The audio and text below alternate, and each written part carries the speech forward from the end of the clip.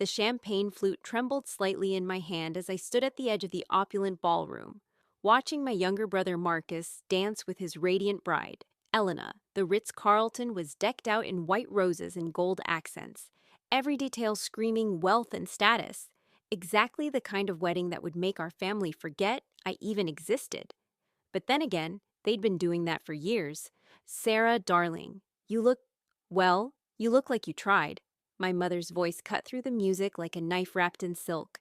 Victoria Caldwell had perfected the art of the backhanded compliment over her 63 years, and tonight she wielded it with particular precision. Her emerald gown probably cost more than my monthly salary, and she made sure everyone knew it. I smoothed down my simple navy dress, the nicest thing I owned, and forced a smile. "Thanks, Mom. The wedding is beautiful." She barely glanced at me before her attention drifted back to the crowd of well-dressed guests. "Yes, well, Elena's father spared no expense. Thank goodness Marcus found someone with proper breeding and connections. Not everyone can be so fortunate in life." The implication hung heavy in the air between us. My father, Judge Harold Caldwell, approached with his usual stern expression. Even at family celebrations, he carried himself like he was presiding over his courtroom. "Sarah, I trust you're not planning any dramatic speeches tonight? We can't afford any embarrassments." The words stung, but I'd grown accustomed to the pain. "Of course not, Dad.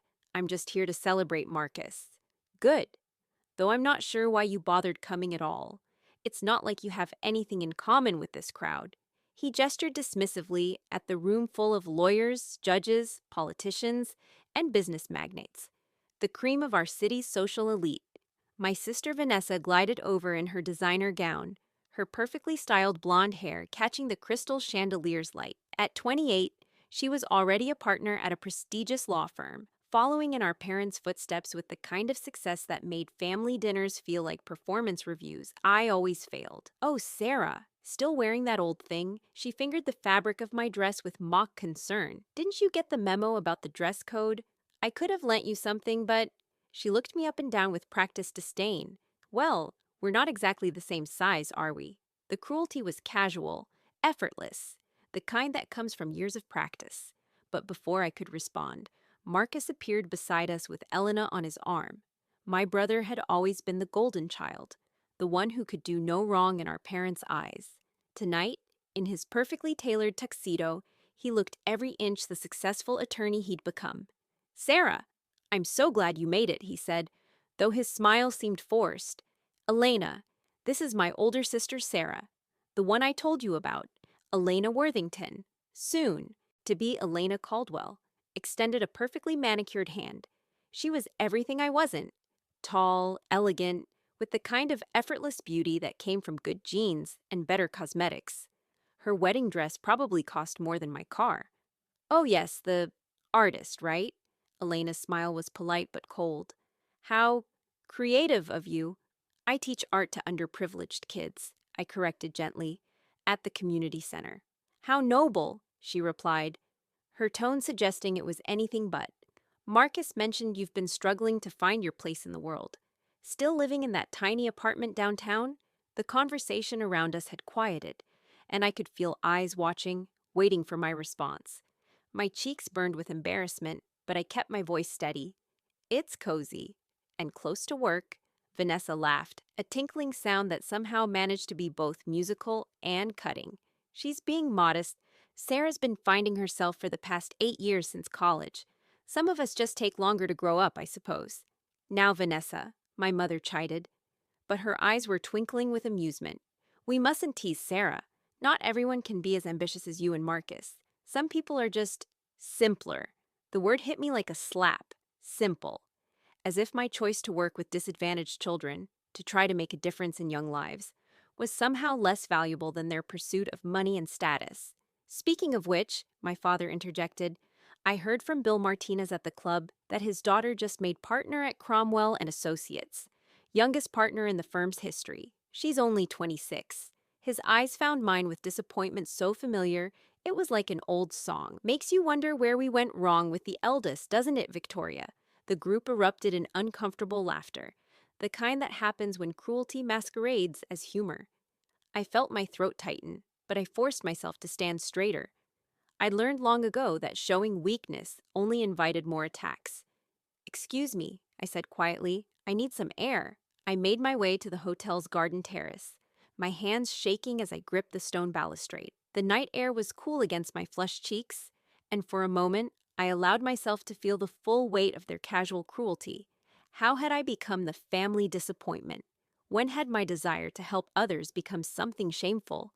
The sound of footsteps made me turn.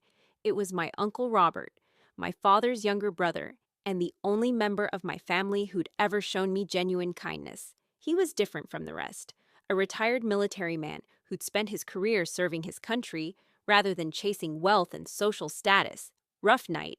he asked gently, coming to stand beside me. I managed a watery smile. "Just the usual family gathering. They're being particularly harsh tonight." His voice was quiet but firm. "I want you to know that what you're doing, working with those kids, making a real difference in their lives. It matters more than all their courtroom victories and business deals combined." "Tell that to them," I said, gesturing toward the ballroom where laughter and music continued to flow. Uncle Robert was quiet for a long moment. Then he said something that surprised me. "You know, Sarah, you remind me of someone I once knew. Someone very special who also chose service over self-advancement. Someone who never sought recognition for their sacrifices but earned it anyway, in ways they never expected." Before I could ask what he meant, Marcus appeared in the doorway. "Sarah, the photographer wants family photos." The next hour was torture disguised as celebration. Every photo felt like evidence of my inadequacy. Me standing slightly apart from the perfectly coordinated family unit. My simple dress a stark contrast to their designer wear. My genuine smile looking forced next to their practiced poses. "Sarah, could you step back a little?" the photographer asked. "You're casting a shadow." Even the professional hired to capture their memories found me inconvenient. During the formal dinner, I was seated at the family table, but might as well have been invisible. The conversation flowed around me. Discussions of legal cases, political connections, business opportunities, country club gossip. While I sat silent, occasionally nodding when someone remembered I was there. "You know," Elena said during the main course, her voice carrying just far enough to ensure nearby tables could hear. "I was telling my sorority sisters about Marcus's family, and they were so impressed by your parents' achievements. And Vanessa's rapid rise at the firm is just incredible." She paused, her eyes finding mine with calculated precision. "I told them about you too, of course. They thought it was so refreshing that someone from such an accomplished family chose such a humble path. Very, what's the word? Bohemian." The table erupted in polite laughter, but I caught the undertone of mockery. Bohemian was just another word for failure in their vocabulary. "Well," my mother said, raising her wine glass, "we're all proud of our children in our own ways, though some make it easier than others." The toast felt like a funeral eulogy for my place in the family. As the evening wore on, the comments became more pointed, the laughter more cruel. Someone mentioned my old car breaking down last month. Another person brought up my small apartment with its leaky faucet. Each observation was delivered with a smile and followed by sympathetic clucking about my choices. But the worst moment came during the speeches. Marcus stood to address the crowd, his face glowing with happiness and champagne. He spoke eloquently about love, family, and the future he and Elena would build together. Then his eyes found me across the room. "I also want to thank my family for being here tonight," he said, his voice carrying to every corner of the ballroom. "My parents, who taught me the value of hard work and excellence. My sister Vanessa, who's already making her mark on the legal world. And my older sister Sarah, who—" He paused, as if searching for something meaningful to say about me. "Who teaches us all that there are many different ways to live a life." The applause was polite but brief, and I felt the weight of hundreds of eyes on me, some pitying, others dismissive, all of them confirming what I'd always suspected. I was the family charity case, the cautionary tale, the one who'd somehow failed to live up to the Caldwell name. I excused myself before the dancing began, claiming a headache that wasn't entirely fictional. As I waited for the valet to bring my modest sedan around, I could see the celebration continuing through the hotel's massive windows. My family looked complete without me. Happier even, freed from the embarrassment of their disappointing daughter and sister. The drive home through the city streets gave me time to think, to process the evening's humiliations. By the time I reached my small apartment, I'd made a decision that would change everything. I was done trying to earn their approval. If they wanted to see me as a failure, so be it. But I knew the truth about my life, about the children I helped, about the difference I made in the world. That had to be enough. What I didn't know was that across town, in a government office that never slept, wheels were already in motion that would soon turn my world upside down. 3 weeks after the wedding, I was in my classroom at the community center, helping 12-year-old Miguel with a charcoal sketch, when Mrs. Patterson, the center director, appeared in the doorway with an expression I'd never seen before. "Sarah, there are some people here to see you," she said, her voice carefully controlled. "They're waiting in my office." I found two serious-looking individuals in business suits, a man and a woman, both carrying themselves with the kind of authority that made you stand straighter without thinking about it. "Miss Caldwell," the woman said, extending her hand, "I'm Director Martinez from the Department of Defense, and this is Agent Thompson. We need to speak with you about a matter of national security." My heart hammered in my chest. "I think there's been some mistake. I'm just an art teacher." "We know exactly who you are," Director Martinez said gently, "and we know about the work you've been doing here at the community center. Work that's been more important than you realize." They explained that for the past 2 years, I'd been unknowingly teaching art to the children of several undercover federal agents working on a major organized crime investigation. My genuine care for the kids, my consistency, my ability to create a safe space where they could express themselves. All of this had been noted and appreciated by parents who couldn't tell their children what they really did for work. One of those parents, Agent Thompson continued, is Colonel James Rivera. His daughter Maria has been in your classes since she was 10. I remembered Maria, a quiet girl with incredible talent who'd been through some kind of trauma she never talked about. I'd worked extra hard to make her feel safe and valued, never knowing that her father was risking his life infiltrating a criminal organization. Colonel Rivera's mission was compromised 6 months ago, Director Martinez explained. He was captured and held by the organization for 3 weeks. During his captivity, he was tortured for information about his family, his life, anything that could be used as leverage. My blood ran cold. He survived, but just barely. When we finally extracted him, he was in bad shape, physically and mentally. But he kept talking about one thing, his daughter's art teacher, about how you'd given Maria something precious, a sense of self-worth, a belief in her abilities, a safe place to process her emotions through art. He said you'd saved his daughter's spirit during one of the darkest periods of their family's life. I sat in stunned silence as they continued. "Ms. Caldwell, Colonel Rivera has recommended you for a presidential commendation for your unknowing but vital contribution to national security operations.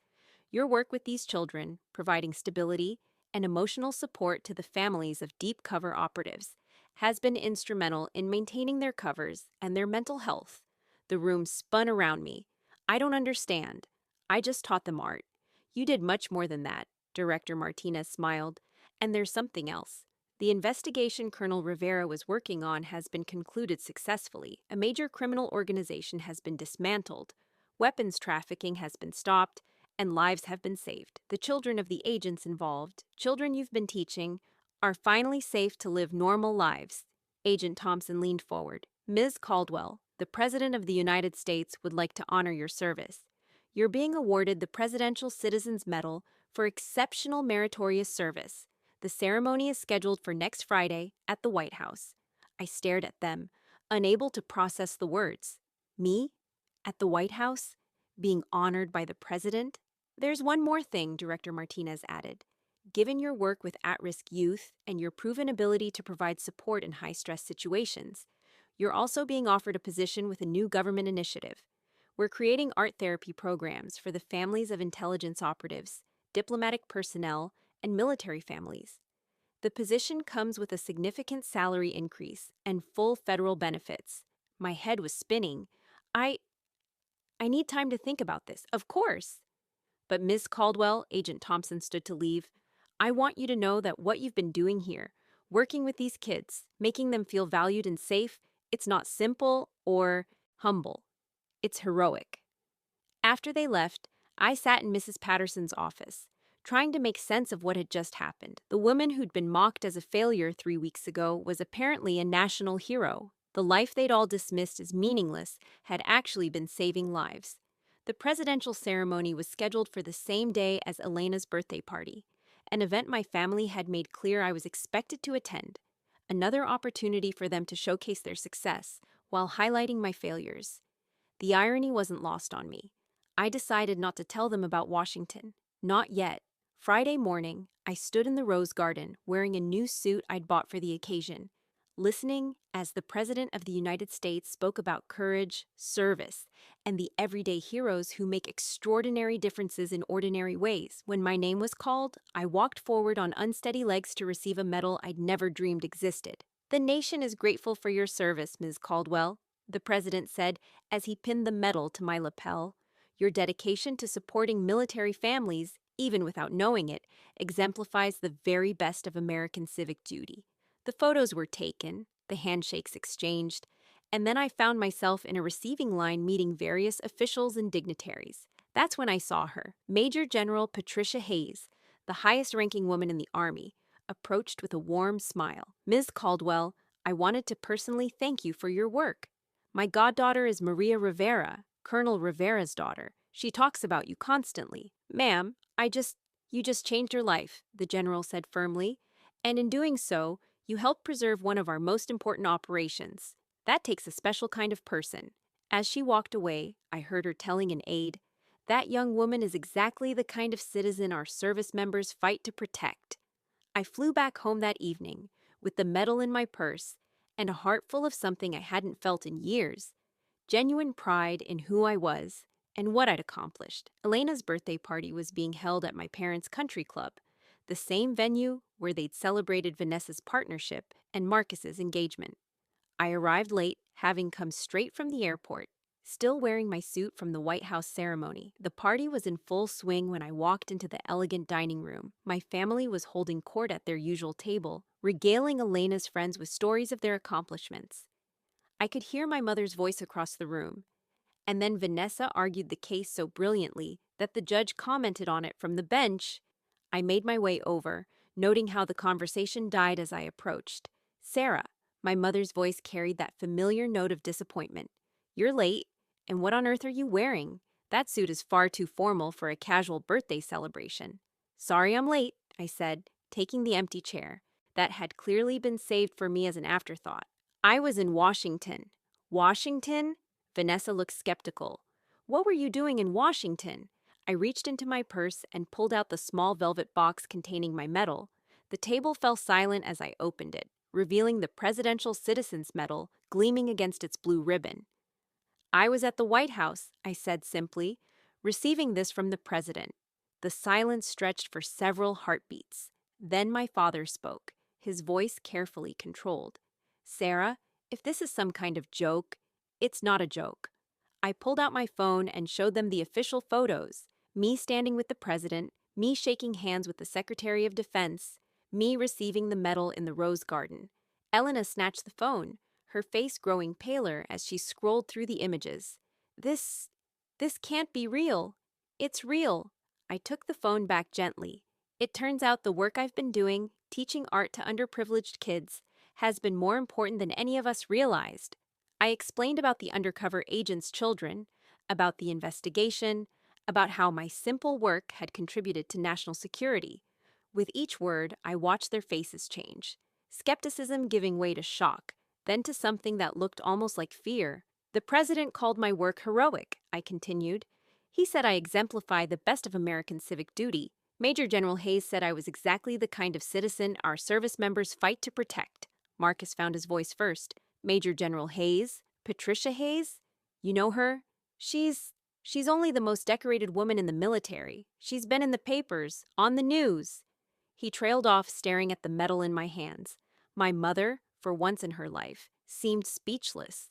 Vanessa was frantically Googling something on her phone, her face growing more ashen by the minute. "I've also been offered a position with a new federal program," I added. "Art therapy for military and intelligence families. The salary is, well, It's more than comfortable. Elena, who had been silent through my entire explanation, suddenly stood up from the table. Her voice when she spoke was tight with something I couldn't identify. "This is ridiculous," she said. "You expect us to believe that you, an art teacher at a community center, somehow became involved in some secret government operation?" "I don't expect you to believe anything," I replied calmly. "But it's true. Prove it." Elena's eyes were hard, challenging. "If this is real, if you really met all these important people, then you should know things about them. Personal things." I looked at her for a long moment, then pulled up another photo on my phone. "This is General Hayes's goddaughter, Maria. She's been in my art classes for 2 years. She has a birthmark on her left wrist shaped like a crescent moon, and she's terrified of thunderstorms because of something that happened when she was 8. She draws the same horse over and over again, a black mare she calls Shadow, that she hopes to own someday." The general showed me a picture of her own horse at the ceremony. Also a black mare, also named Shadow. Elena sat down heavily, the color draining from her face. "The Secretary of Defense has a son with autism who loves to draw trains." Colonel Rivera kept a picture of Maria's artwork in his wallet during his captivity, a drawing of our family she'd made for Father's Day. Major General Hayes told me that when they finally rescued him, that picture was the only personal item he'd managed to keep. The table was dead silent now. Around us, other party guests had begun to notice the unusual quiet from our typically boisterous family group. My father cleared his throat. "Sarah, this is extraordinary. We had no idea." "No," I said quietly. "You didn't. Because you never asked. You never asked what I actually do at work, or why I love it, or what difference I might be making. You just assumed that because I wasn't making money or gaining status, I wasn't making an impact." Vanessa finally looked up from her phone. "The Department of Defense website has a press release about the ceremony. Your name is there, along with 3 other recipients." She turned her phone around, showing the official government webpage with my photo and a description of my exceptional meritorious service in support of national security operations. "This is impossible," Elena whispered, but her protest sounded hollow now. "Elena," said a voice behind me. I turned to see an elegant woman in her 60s approaching our table. She wore the kind of understated jewelry and perfectly tailored dress that screamed old money and real power. "Grandmother Mitchell!" Elena stood quickly, her voice strained. "I didn't expect to see you here." Catherine Mitchell, Elena's paternal grandmother and the widow of a legendary Army general, moved with the grace of someone accustomed to command. She'd been pointed out to me at the wedding as one of the most influential women in Washington social circles. "I was having dinner with the Harrisons when I heard familiar voices," she said, her sharp eyes taking in our table. Then her gaze fell on me, and her expression changed completely. "My goodness," she breathed, "you're Sarah Caldwell." The confusion on everyone's faces was palpable. Catherine Mitchell continued, her voice growing warmer. "I was at Patricia Hayes's house for dinner last night. She couldn't stop talking about the young woman who received the Presidential Citizens Medal yesterday. She showed us all the photos from the ceremony." She turned to address the table, but her words were clearly meant for Elena. "General Hayes said this young woman embodied everything our military fights to protect: selfless service, dedication to community, and the courage to make a difference without seeking recognition." Elena's face had gone completely white. "Mrs. Mitchell," I started to say, but she held up a hand. "Please call me Catherine. And I must tell you, when Patricia heard that you were considering the federal position, she was thrilled. She said the military families program needs someone with exactly your qualifications and character." She paused, studying the medal box in my hands. "May I?" I handed her the medal, and she examined it with the reverence of someone who understood its significance. "You know," Catherine said, her voice carrying clearly across the now silent room, "my late husband received one of these after the Korean War. It was his most treasured honor, more meaningful to him than any of his military decorations, because it recognized service to country over service to self." She handed the medal back to me with a smile that seemed to age her granddaughter another decade. "Elena, darling," Catherine's tone shifted subtly, "I trust you've been appropriately celebrating your new sister-in-law's remarkable achievement."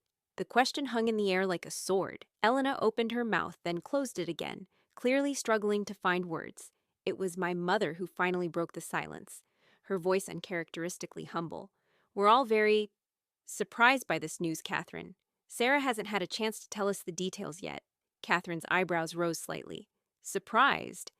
But surely you knew about Sarah's work with the military families? Patricia mentioned that Sarah has been providing art therapy to intelligence operatives' children for over 2 years. Such important work, and so dangerous, those children's identities had to be kept absolutely secret. We didn't know, my father admitted, his judicial composure cracking slightly. I see. Catherine's tone grew cooler. Well, I suppose not everyone can recognize the value of quiet service. Some people prefer more visible achievements. The barb hit its target. Elena flinched as if she'd been slapped. Grandmother, Elena started. I should return to my dinner, Catherine interrupted smoothly. But Sarah, I do hope you'll accept that federal position. Patricia says they need someone who understands that true service isn't about recognition. It's about making a difference in lives that matter. She paused, looking directly at Elena. Some people spend their entire lives chasing status and recognition, never realizing that the most important work often happens in quiet rooms with forgotten people. How fortunate that Sarah understood this instinctively. After Catherine left, the table remained silent for several long minutes. Elena sat frozen, staring at her hands. The woman who had spent an entire evening mocking my humble life had just been dressed down by one of Washington's most powerful social figures, her own grandmother, for failing to recognize the value of exactly that humility. Sarah, Marcus finally spoke, his voice subdued. I owe you an apology. We all do. I looked around the sordid table at my family, my parents who had never hidden their disappointment in me, my sister who had used my struggles as a foil for her own success, my brother who had loved me but never defended me, and Elena who had made sport of my failures. You don't owe me anything, I said quietly, but you might want to reconsider how you measure success. I stood to leave, but Elena's voice stopped me. Sarah, wait. She looked up at me with something I'd never seen in her eyes before. Genuine remorse. At the wedding I said things, cruel things. I made assumptions about your life, your choices, your worth. I was wrong. She swallowed hard before continuing. My grandmother is right. I've spent my entire life chasing recognition, trying to prove my value through achievements that don't actually help anyone. You've been helping people, doing important work, and you never once bragged about it or sought credit. Elena's voice broke slightly. I called you simple, but you're not simple. You're exactly the kind of person I wish I was brave enough to be. The admission hung heavy in the air. Around us, other diners had begun to whisper, recognizing Elena's grandmother and wondering what drama was unfolding at our table. I need to ask you something, Elena continued, her voice barely above a whisper. When you were teaching those children, Maria and the others, did you know how scared they were? How much they needed someone stable and kind in their lives? Some of them, yes. They couldn't tell me details, but I could see the stress, the worry. That's why I worked so hard to make my classroom feel safe. Elena nodded slowly. And you did that without any recognition, any praise, any guarantee that it mattered. It mattered because they mattered, I said simply. Recognition was never the point. For a moment, Elena looked like she might cry. Then she did something that shocked everyone at the table. She stood up and extended her hand to me in a gesture of formal respect. Major General Hayes was right, she said clearly, her voice carrying to nearby tables. You are exactly the kind of citizen our service members fight to protect. And I am honored to be part of your family. The gesture was so unexpected, so genuine, that for a moment I could only stare. Then I shook her hand, and something passed between us. Not friendship, perhaps, but understanding. My father cleared his throat, his judicial mask finally slipping to reveal something almost like pride. Sarah, we've been looking at your life through the wrong lens. We measured your worth by our standards, instead of recognizing that you were operating by different principles entirely. Better principles, my mother added quietly, the admission clearly difficult for her. Catherine was right. We've spent so much time chasing recognition that we forgot what actually matters. Vanessa, who had been silent throughout the exchange, finally spoke. Sarah, I want you to know that some of my law firm's biggest cases, the ones I'm most proud of, they're pro bono work. Cases that don't make money, don't generate headlines, don't advance my career, but they help people who can't help themselves. She paused, looking at me with something like respect. I learned that from watching you. Even when we didn't understand what you were doing, even when we dismissed it, you were showing us what it looked like to work for something bigger than yourself. The conversation continued for another hour, my family asking questions about my work, about the children I taught, about the federal program I'd been offered. For the first time in my adult life, they listened to me, really listened, without judgment or disappointment. As the evening wound down and guests began to leave, Elena pulled me aside one final time. Sarah, I need to tell you something. At Marcus's wedding, when I made those comments about your life, your choices, I wasn't just being catty. I was scared. Scared? Scared that maybe you had something I didn't. Something I'd never be able to get through achievement or status or money. You had peace with yourself, contentment with your choices. You had genuine relationships with people who needed you. I had degrees and titles and bank accounts, but I didn't have, I don't know what to call it. Purpose, maybe? Elena looked out at the country club's manicured grounds, where several guests were still mingling on the terrace. Everyone here tonight will congratulate me on my marriage to Marcus, on joining such a successful family, on my position at the law firm, but not one of them would cross the street to help me if I really needed it. She turned back to me. But those kids you teach, they would, wouldn't they? If you needed help, they'd be there for you, because you were there for them first. I nodded, thinking of Maria's shy smile when she completed a particularly difficult drawing, of Miguel's proud grin when he mastered a new technique, of all the children who had hugged my legs and told me I was their favorite teacher. That's what I was really mocking at the wedding, Elena continued. Not your apartment or your car or your dress. I was mocking the fact that you had built something real and meaningful while I was still just performing. We stood in comfortable silence for a moment. Then Elena smiled, the first genuine smile I'd ever seen from her. When you take that federal position, you're going to help even more families, aren't you? That's the plan. Good. The world needs more people like you, Sarah. And families like ours need to learn to recognize what real success looks like. 3 months later, I started my new position with the Department of Defense Family Services Program. The salary was indeed more than comfortable, the benefits were excellent, and the work was deeply fulfilling. I moved to a larger apartment in a nicer neighborhood, bought a reliable car, and even splurged on a few designer dresses for the various Washington functions I now attended as part of my job. But the most meaningful change wasn't in my circumstances. It was in my family relationships. Marcus called me regularly now, genuinely interested in my work and proud to tell his colleagues about his sister who worked with military families. Vanessa had started volunteering with a legal aid clinic, finding more satisfaction in helping those who couldn't afford representation than in any high-profile case she'd ever won. My parents, to their credit, had done some serious soul-searching. My father used his connections to help fund art therapy programs in schools throughout our city, while my mother began volunteering with military spouse support groups. They weren't the same people who had dismissed me as a failure. They had genuinely changed. And Elena had surprised everyone by leaving her high-powered law firm to work for a nonprofit that provided legal services to veterans. She took a significant pay cut and gave up her prestigious title, but she seemed happier than I'd ever seen her. You know what's funny? She told me over coffee one afternoon, about 6 months after that transformative birthday party. I used to think success meant having people look up to you, admire your achievements, envy your life. Now I realize that real success is when someone looks up to you and wants to become a better person because of your example. She paused, stirring her coffee thoughtfully. That night at the country club, when my grandmother practically saluted you for your service to military families, I finally understood what I'd been missing. Respect that's earned through service to others is worth more than any amount of recognition that comes from serving yourself. The irony wasn't lost on me. For years, I'd been the family disappointment, the cautionary tale, the one who couldn't quite live up to the Caldwell name.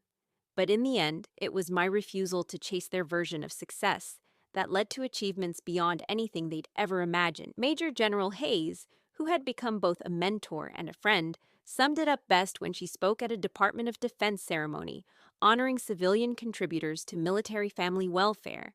True heroes don't set out to be heroes. They set out to serve, to help, to make a difference in whatever small way they can. Recognition, when it comes, is never the goal. It's simply the inevitable result of living a life worthy of recognition. As I sat in the audience that day, wearing my Presidential Citizens Medal and surrounded by family members who had flown to Washington specifically to support me, I reflected on the journey that had brought me there: the mocking at Marcus's wedding, the humiliation at Elena's birthday party, the years of feeling like I wasn't enough. All of it had been necessary to lead me to where I belonged. My phone buzzed with a text from Maria Rivera, now 13 and still my student despite my new government position. She'd sent me a photo of her latest drawing, a woman in military dress blues standing in the Rose Garden, receiving a medal from the president. The caption read, "My hero, Miss Sarah. Thank."